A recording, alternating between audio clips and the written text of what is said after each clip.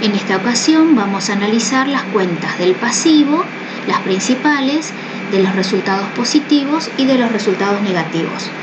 Volvemos a insistir con que ustedes vayan escuchando varias veces cada una de las cuentas, anotando las características principales y los ejemplos. Iniciamos el análisis con las cuentas del pasivo, recordando nuevamente que el pasivo también se clasifica en pasivo corriente y pasivo no corriente. ¿Cuál es el criterio de clasificación? Van a ser pasivos corrientes aquellos que a la fecha del cierre del ejercicio son exigibles o serán exigibles dentro de los 12 meses contados a partir de la fecha de cierre al cual se refieren los estados contables. Fíjense en analizar bien esta frase y esta afirmación. Los pasivos no corrientes son aquellos que exceden ese tiempo de 12 meses, es decir, van a ser exigibles más allá de los 12 meses contados a partir de la fecha de cierre del ejercicio. Dentro de las cuentas del pasivo, una cuenta muy representativa es la cuenta proveedores. ¿Quiénes son los proveedores? Los proveedores son a los que nosotros le compramos mercadería y le quedamos debiendo de palabra, es decir, sin documentar. Ahora bien, ¿quiénes son los acreedores? Los acreedores son aquellos a los cuales le quedamos debiendo, también de palabra, sin documentar, pero elementos que no son mercadería.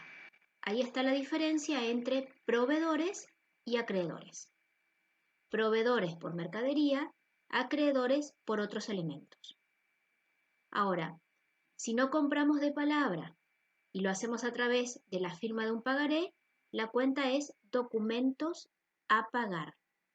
Entonces, fíjense que la terminología a pagar es propia del pasivo.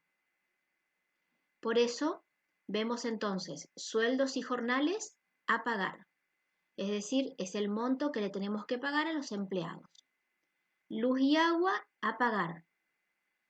Es el gasto que tenemos o la cuenta que tenemos que pagar como consecuencia del suministro de estos servicios. También incorporamos internet a pagar, teléfono a pagar, etc.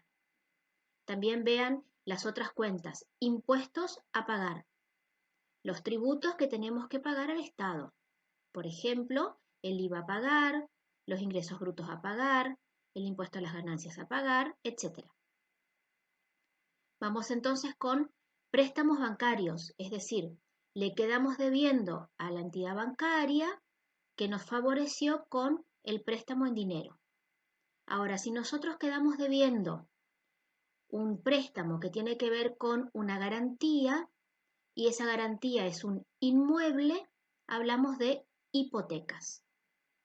Ahora, cuando la garantía es un vehículo, por ejemplo, un auto, prendas. Entonces, diferenciamos bien hipotecas para los inmuebles y prendas para los vehículos. Y por último, vemos anticipo de clientes. Es lo que nosotros le quedamos debiendo a nuestro cliente que nos adelanta un dinero como parte de pago y nosotros tenemos la obligación de darle la mercadería al menos hasta el monto del anticipo. Estas son algunas de las cuentas que utilizamos en pasivo. Van a ir apareciendo seguramente otras más. Cuando analizamos las cuentas de resultado positivo y resultado negativo, fíjense que una es contraposición de la otra. Hay que tener en cuenta, como en todas las cuentas de contabilidad, la terminología, es decir, la expresión. Esa expresión suena tal cual como es la cuenta. Vamos con los resultados positivos y vamos comparando con los resultados negativos. La cuenta de resultado positivo por excelencia es la cuenta ventas. Es cuando nosotros realizamos ventas de mercaderías. Ahora, esa venta de mercadería como resultado positivo tiene su contracara con la cuenta que se llama costo de mercadería vendida, CMV, que es de resultado negativo. Ya el concepto de costo, que representa un sacrificio económico, nos da idea de que es resultado negativo. Ahora ustedes verán las cuentas que están a continuación. Por ejemplo, intereses cobrados o percibidos, resultado positivo, yo cobré intereses, mientras que intereses perdidos o pagados. Yo pagué esos intereses como consecuencia de la financiación. Bonificaciones obtenidas, resultado positivo, cuando a la empresa nos hacen un descuento por bonificación, acuérdense el concepto de bonificación, mientras que bonificaciones cedidas, cuando la empresa hace esas bonificaciones a sus clientes. Luego tenemos alquileres cobrados, resultado positivo, es cuando nosotros percibimos el concepto de alquileres, de locación, por inmuebles que son de nuestra propiedad. Y alquileres pagados, muy por el contrario, cuando nosotros erogamos o abonamos los alquileres, por ejemplo, de los locales que nosotros alquilamos. Recuerden que las cuentas tienen que estar siempre relacionadas con la actividad que desarrolla el ente. Ahora bien, fíjense las que siguen. Sobrante de caja, sobrante de mercadería. La palabra sobrante ya nos da idea de resultado positivo. Por alguna razón, luego de hacer un recuento de caja o de mercadería, nos encontramos con un exceso. La cuenta es, en general, sobrante de caja, sobrante de mercadería. Ahora, si por el contrario nos encontramos con un defecto, hablamos de faltante de caja, faltante de mercadería. El concepto de faltante es resultado negativo. A continuación, cuando nosotros tratamos la moneda extranjera y tenemos moneda extranjera en nuestro poder, ¿qué ocurre con la cotización de la moneda? La moneda puede aumentar su valor o puede disminuir su valor.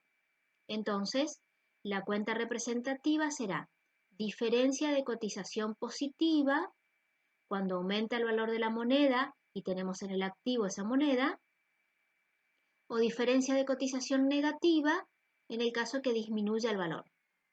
Esto en un contexto muy general y particular del activo. Más adelante analizaremos estas cuentas en el contexto también del pasivo. Después tenemos descuentos obtenidos cuando a nosotros nos hacen una disminución del precio, o descuentos cedidos cuando nosotros hacemos una disminución del precio y cobramos menos. Para la lista de resultados positivos después vamos a ir agregando más cuentas y seguimos con los resultados negativos. Fíjense que hay una cuenta muy general que es de gastos varios o de gastos generales. Corresponden a pagos, a erogaciones o desembolsos de dineros habituales. Todo va a tener que ver con el criterio que tenga la empresa. Ubicamos también gastos de luz y agua, así como había en el pasivo luz y agua a pagar. Una vez que nosotros abonamos el pasivo, se convierten en un resultado negativo. ¿Por qué es un resultado negativo gastos de luz y agua, o teléfono o internet?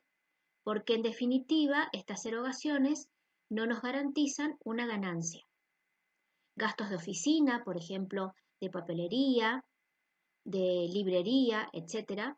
Gastos de reparación cuando hacemos arreglos en la empresa, de mantenimiento. Honorarios cuando pagamos un servicio a un tercero, a un abogado, un contador, un técnico, un analista de sistemas. Luego tenemos sueldos y jornales, que también en el pasivo aparecían como sueldos y jornales a pagar, ahora aparece como sueldos y jornales una vez que pagamos.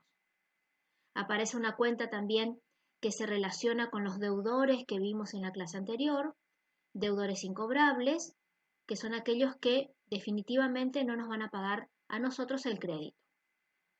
Y será para nosotros una pérdida. Como ustedes verán, tenemos una lista de cuentas del pasivo, de resultado positivo y negativo, que son las más representativas que al principio de la registración nosotros vamos a utilizar. En la próxima clase vamos a avanzar con registraciones en el libro diario. Tengan a mano lo desarrollado en la clase del martes pasado con Marcelo, que tiene que ver con los aumentos del debe y del haber y el movimiento de las cuentas.